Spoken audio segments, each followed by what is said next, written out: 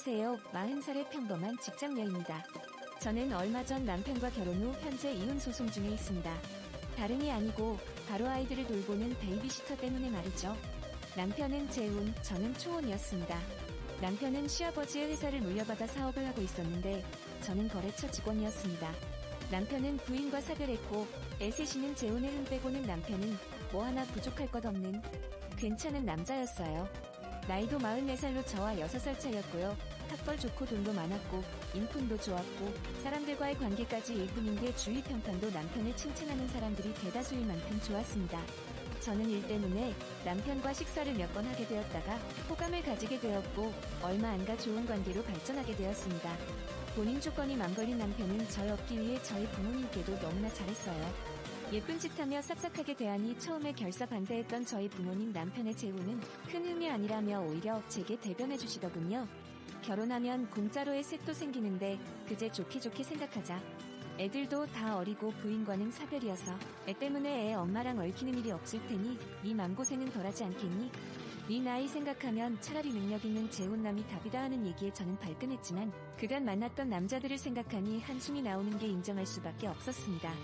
남편은 모든 살림살이가 갖춰졌으니 혼수며 예단이며 일절 금지, 심지어 2천만 원 정도가 든 통장을 제게 주며 결혼 준비를 하라고 했습니다. 제가 모아놓은 돈은 여태 키워주신 부모님께 드리고 오라더군요. 장난으로 자기 돈밖에 없는 사람이라면서요. 그렇게 우리는 행복을 꿈꾸며 결혼을 했습니다.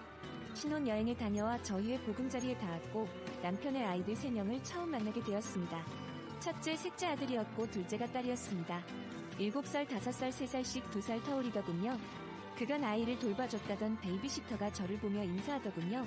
윈가 어둡고 음침한 분위기의 베이비시터는 정신이 아픈 사람이라 했습니다. 남편은 머뭇거리다 제게 충격적인 고백을 하더군요. 사실 우리 아이를 돌보고 있는 사람, 내 전처 동생인 처제야. 전 처갓집분들께서 일찍 돌아가셔서 원래 아내랑 처제랑 단둘이 살았는데 처제가 살짝 정신이 아픈 상태라 어디 가서 일자리 구하기도 힘들고 해서 아이들을 돌봐줬었거든.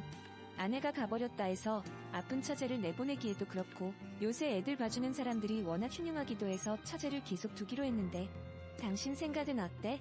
하며 제게 통보를 하는데 순간 얼마나 기막히고 어이없던지요. 전 아내의 동생이랑 지금 저더러 같이 살란 말인가요?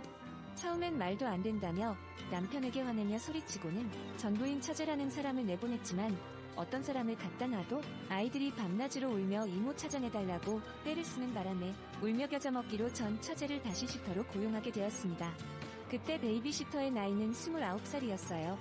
저랑 관계는 어쩌다 보니 조금 애매해졌지만 그래도 안타까운 마음에 잘 지내보고자 노력했습니다. 언니 동생하며 잘 지냈으면 좋겠네요. 이젠 조카들, 제가 아들들이니 우리 애들 잘 부탁드려요. 하며 제가 인사하니 들은 채도 안 하고 아이돌 보기에 여념이 없더라고요. 하긴 남도 아닌데 자기 조카들이니 얼마나 잘 돌보겠습니까? 애초 핏줄부터 다른 저랑은 비교할 수가 없겠죠. 그래도 저는 아이들을 위해 시간이 나는 대로 최선을 다하려고 했습니다.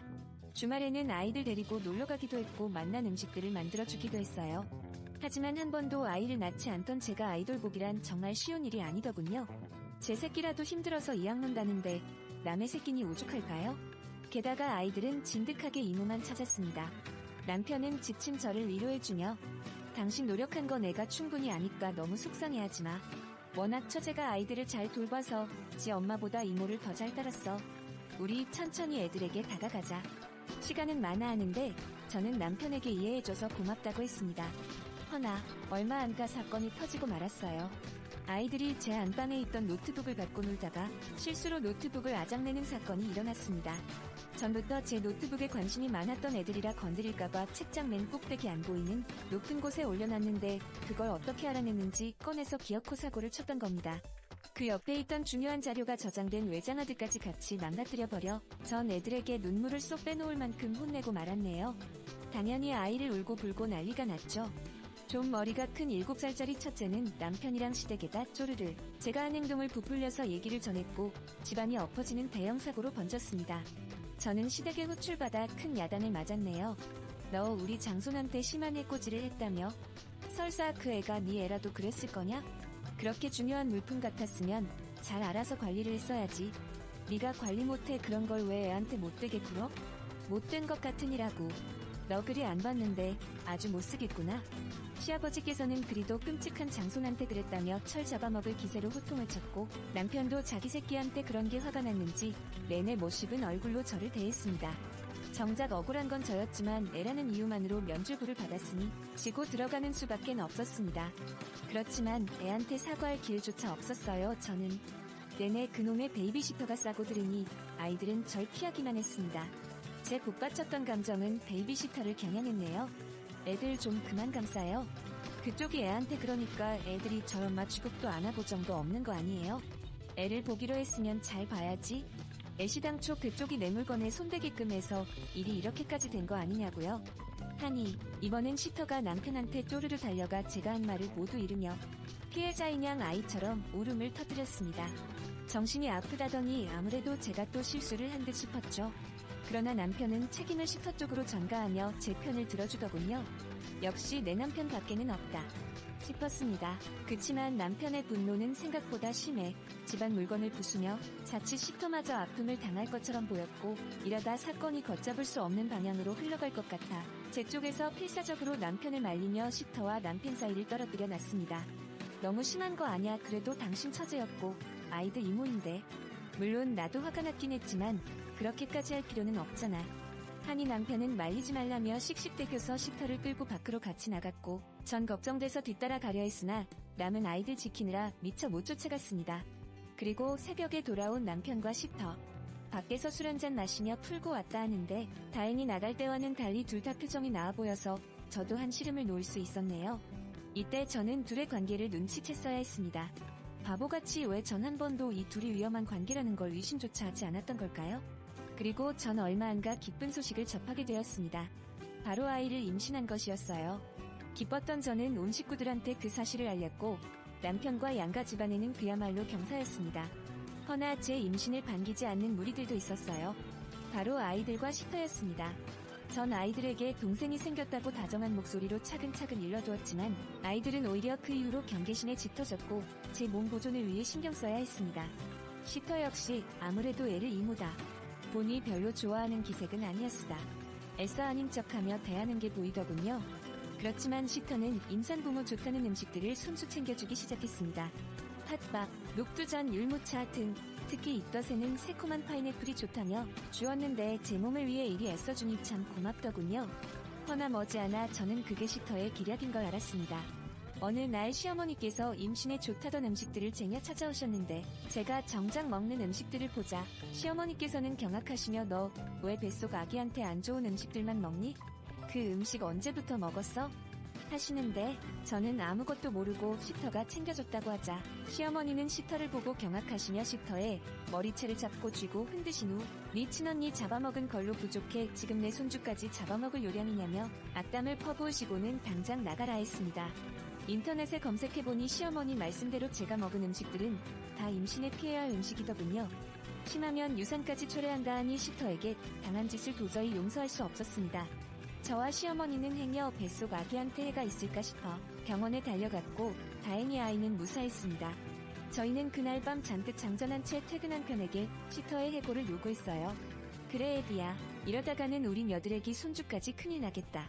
애들 엄마 하늘나라 갔으면 동생도 연이 없어진 건데 굳이 며느리기 얼굴 보기 민망스럽게 데리고 있니? 며느리기가 착했기에 망정이지 다른 여자 같은 어린 반푼어치도 없어. 하시는데 남편은 곤욕스럽게 애를 핑계로 어떻게든 해결을 보려 했지만 시터를 작정하고 내쫓으려는 저와 시어머니의 단합한 의견을 물리기에는 남편도 어려워 보였습니다. 결국 이번에야말로 정말 베이비시터를 내쫓기로 하고 말하려 하는데 어머 세상에 베이비시터와 아이들이 모두 사라지질 않았겠어요? 재발절인 상황에서 저희가 말한 얘기들을 듣고 스스로 짐 싸들고 나간 모양인데 문제는 아이들의 짐도 보이질 않는 게 아무래도 아이들까지 데리고 나간 것 같았습니다. 시어머니는 발을 동동 구르며 시터가 아무래도 아이들을 데리고 무슨 짓을 벌인 것 같다고 당장 경찰에 신고하라 난리를 쳤습니다. 우리 장손을 울부짖으시며 쓰러지기 일보 직전인 시어머니를 소파에 앉히고 저는 남편과 함께 아이들을 찾아보기로 했어요.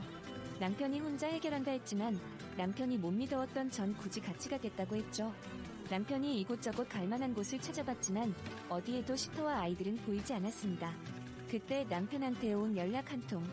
바로 경찰서였습니다. 경찰서에 도착한 남편은 사색이 되어서 경찰서에 있던 시터와 아이들을 보았고 다짜고짜 시터의 멱살부터 잡았습니다. 너 어쩌자고 애들 데리고 나갈 생각을 했어?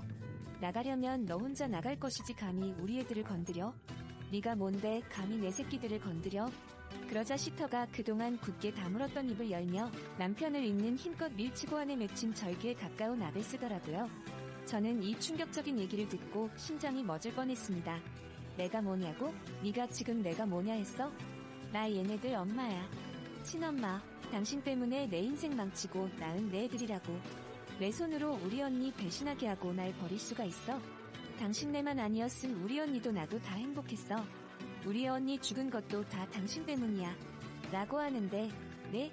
지금 뭐라고요? 하, 말도 안 돼. 저는 순간 머리가 띵해지며 이게 무슨 일인가 싶었습니다. 다름 아닌 아이들 친엄마가 하늘 날아간 아내가 아니고 바로 같이 산 처제였다니. 와, 무슨 말을 해야 할지 말문이 막히더군요. 온몸에 소름이 돋는 게 제 육감이 일렀던 쎄한 느낌의 진실을 알고 싶어 남편한테 숨기지 말고 모든 걸 말해보라고 독품고 다그쳤습니다. 남편 처음엔 아니라고 발뺌했다가 경찰까지 심상찮은 사건임을 느끼고 채편에 서서 나서주니 억울한 듯 행여 경찰에게 불똥 튈까 싶어 손사래를 치고는 진실을 토해대더군요. 사실은 처제 말이 맞아. 삼남매 엄마는 죽은 아내가 아니라 처제였어. 그렇다고 내가 처제에게 동의 없이 어떻게 한 건 아냐. 다 합의하에 이루어진 거였고 이 일은 무엇보다 전 아내가 원했던 거였다고. 남편의 얘기인 즉슨 이랬습니다. 남편과 전 아내는 금슬이 좋았지만 아이가 없었던 불임 부부였다고 해요. 과학으로 할 수 있는 임신 방법은 다 써봤지만 전 아내의 자궁 문제로 어려웠다 합니다. 하지만 녹자였던 남편은 아들을 바라시던 시부모님의 뜻에 따라 어떻게든 대를 이어야만 했다고 해요. 가뜩이나 고아여서 맘에 안 든 며느리 아들까지 못 낳으면 소박당하기 일보 직전인지라 비윤리적인 임신까지 노력을 해봤다 하네요. 그러다 전 아내는 다른 여자를 통해서 아이를 낳을 바에는 차라리 나랑 한 핏줄인 내 동생과 아이를 낳길 원한다며 그럴듯하게 동생을 설득해 아이를 낳는 역할을 해달라 했답니다. 하며 시댁에서나 대외적으로 임신한 척하고 다녔던 거고요. 그래서 처제는 남편과 합방해서 첫 아이를 낳았고 시댁에서 후손을 더 바란다는 이유로 둘째를 낳았고 이윽고 몸정이 붙은 이들은 셋째까지 낳았던 겁니다. 한마디로 시터와 남편은 내연관계가 되었고 저는 애들 엄마였던 남편이 상간녀와 한 집에서 살았던 겁니다. 가뜩이나 눈에 가시 갔던 제가 임신을 했으니 정신이 아픈 처자라 한들 얼마나 눈이 뒤집혔겠습니까? 저는 충격받아 부들부들 몸을 떨고 펄썩 주저앉아 하염없이 울었습니다. 믿었던 남편에게 배신당한 아픔은 참으로 쓰라리더군요. 저는 그럼 어차피 그렇게 된 사이라면 전 아내로 세상에 없겠다. 둘이 차라리 결혼하지 그랬냐 했더니 남편의 말. 다른 사람들 눈도 있지. 어떻게 쌓은 내 평판인데. 처제였던 사람을 어떻게 내 부인으로 맞아? 사업하는데 해금망측한 소문에 휩싸여서 좋을 거 뭐 있다고?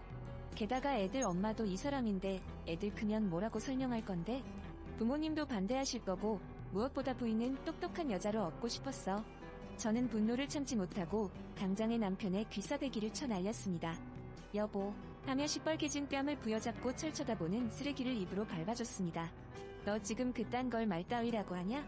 부인으로 못 맞이하겠단 처제였던 사람을 네 애엄마로는 괜찮아서 처녀한테 애를 낳게 했어? 감히 날 속이고 처제랑 내연 관계 맺고 애 핑계로 한 집에 산 건 안 부끄러워. 넌 진짜 부끄러워할 게 뭔지 모르는구나. 전 처제의 단물을 쏙 빼먹고 뒤처리는 아무렇게나 치워버릴 생각이었던 남편은 이 시대 진정한 더러운 우물이었습니다. 산 건 안 부끄러워. 넌 진짜 부끄러워할 게 뭔지 모르는구나. 전 처제의 단물을 쏙 빼먹고 뒤처리는 아무렇게나 치워버릴 생각이었던 남편은 이 시대 진정한 더러운 우물이었습니다. 처제는 남편의 말을 듣고 뽁뽁거리며 바닥을 치고 울더군요. 저 역시 쓰레기 같은 남편을 도저히 용서할 수 없었습니다. 저는 더 보고할 것도 없이 남편과의 이혼을 결정하고 빠른 판단에 뒤도 안 돌아본 후 그곳을 빠져나와 집에 있던 시어머니께 모든 사실을 고했습니다.